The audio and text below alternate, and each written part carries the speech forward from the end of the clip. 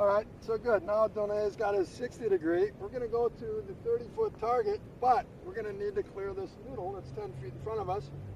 And let's see your technique there. Kind of talk me through it for the camera here. It's the same thing I do. I kind of put it in the same position. I open up my shoulders to the left. Okay. I try to get my hands a little forward of my belt buckle, and I have it on between my belt buckle and my back foot. Okay. I kind of do the same technique. Same technique. You're just simply changing clubs to manipulate the trajectory. Excellent. All right, let's see it.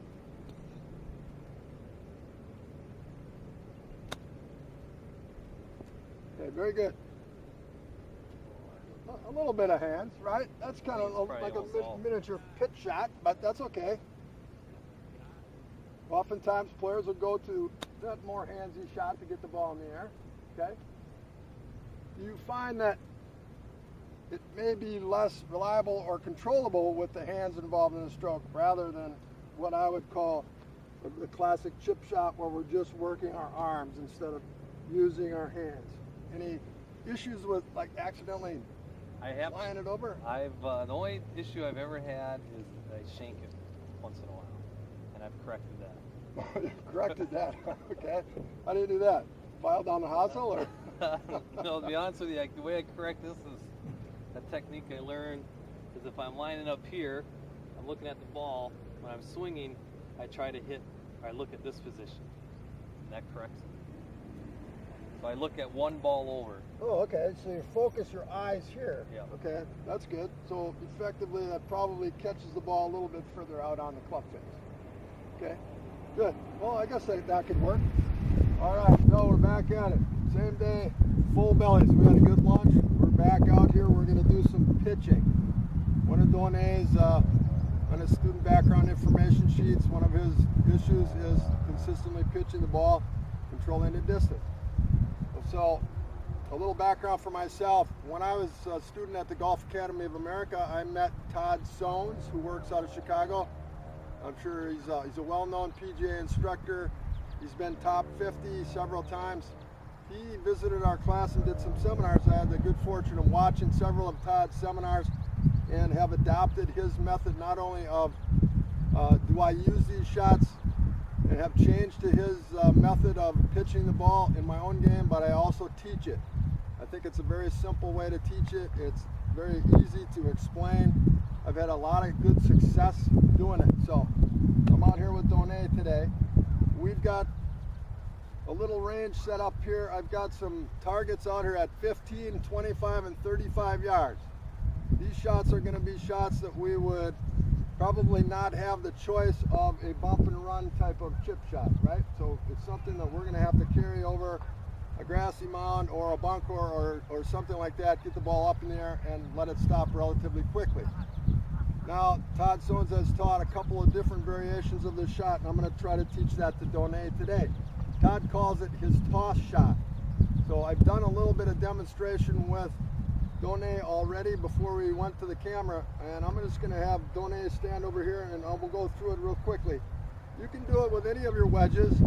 I've got a 52 degree wedge right here. I also carry a 56 and a 60 degree wedge. Todd, the way Mr. Sones teaches his shot, he calls it his toss shot. He's got variations that he calls a low toss and a high toss. Obviously the low toss is going to go lower, it's going to run out a little more. We can do all three of the variations with any of the clubs though. So if you got your 52, it's a little bit favorite. Obviously that's the one probably for the selection of the low toss. As I explained to Done quickly, Todd teaches us to stand to the handle. With the regular toss, the ball will be in the middle. We're always going to swing around. The axis of our revolution is our chest. It is a shot that we use some hands. We get our wrist to hinge. Swinging down, we want to mimic the position that we're in. The way Todd teaches the shot, he calls it a horse race. He talks about his belt buckle, his hands, and the club head, the three horses in the race. As he swings back, they're all kind of coming down together, and he wants everybody, all those three horses, to finish in a dead heat. In other words, my number one horse can't get ahead of my number 2 and 3 horse. They all have to meet together at the finish.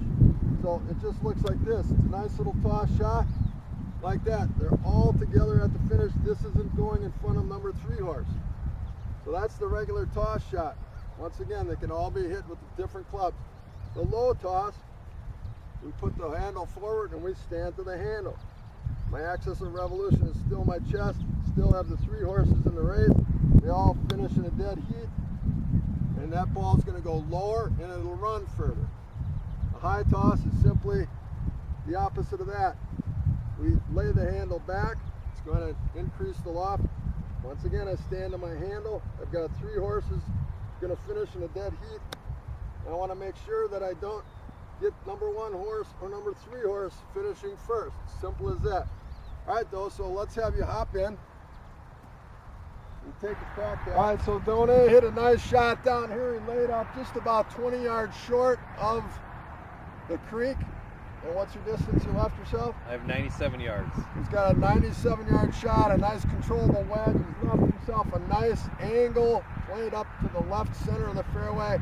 Now he's got that nice angle of that oblique set green, and he's got a perfect shot right up the whole width of the green. So let's see you tuck it in there, though.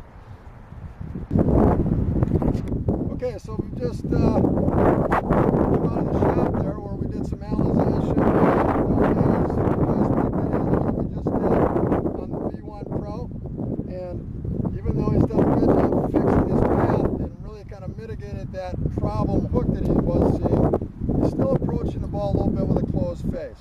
We've got a couple of drills that we're going to look at and work on to try to understand what it looks like and feels like to him to present the club in a little more square fashion. So we're going to do the heel in drill, which let me demonstrate this to you. I'll have you just stand over here. So we're not going to hit any golf balls with this drill, but we're going to get set up. We're just going to swing the club back either horizontal with the shaft or horizontal to the ground. And all we're going to do is swing down and present the club with a slightly open face to the golf ball. What I want you to understand is the position of your feet. Right now we're coming down, your hands are getting a little too active, and the forearms are rolling closed a little bit too quickly. So it's this orientation versus this. We're just going to do this a couple of times.